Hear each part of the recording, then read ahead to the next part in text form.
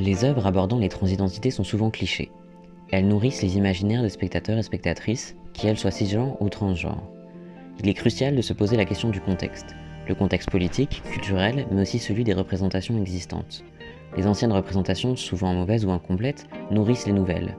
Il est important de les remettre en question et de travailler à créer de nouvelles représentations plus justes et plus positives des personnes trans.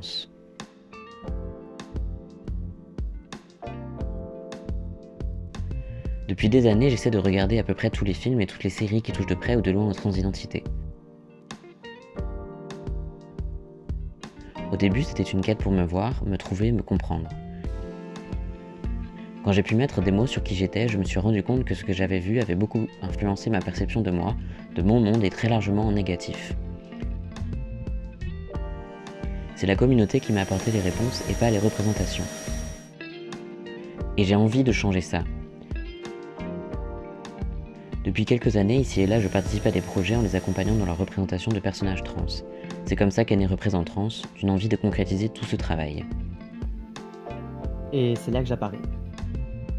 Pendant que Gab explicite son travail de terrain, moi je théorise, encore et toujours plus. J'écris beaucoup sur ce que les représentations trans nous font. Représente Trans arrive alors comme une chance de porter nos voix ensemble et de prendre le contrôle sur ces représentations en les observant et en proposant des alternatives concrètes.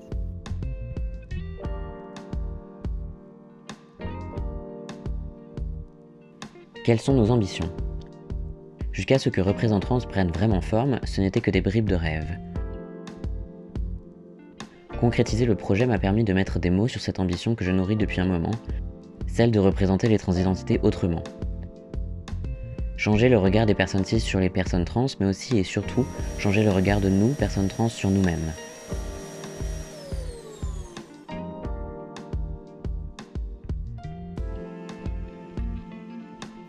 Pour mettre en place ces changements, ça passe notamment par le travail avec d'autres personnes trans dans le milieu de l'audiovisuel.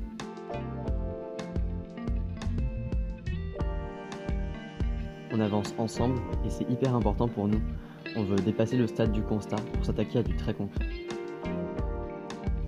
L'objectif aussi, c'est de mener ce projet pour les personnes trans, avec les personnes trans, pour avoir les représentations qu'on mérite finalement. Qu'est-ce que ça veut dire une meilleure représentation des personnes trans ? Une meilleure représentation des personnes trans, c'est une représentation qui ne nous ostracise pas, qui ne nous objectifie pas, qui ne nous utilise pas.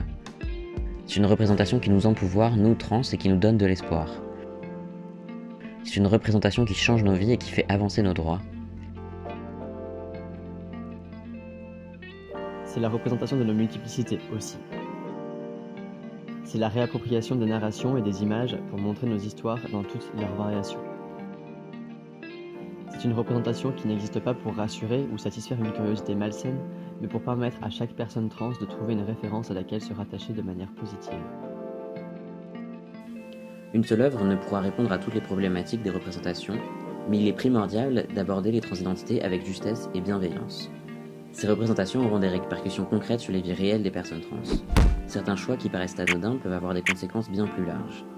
Et bien qu'il n'y ait eu aucune intention malveillante, ces conséquences peuvent continuer à ancrer des informations transphobes dans l'imaginaire collectif.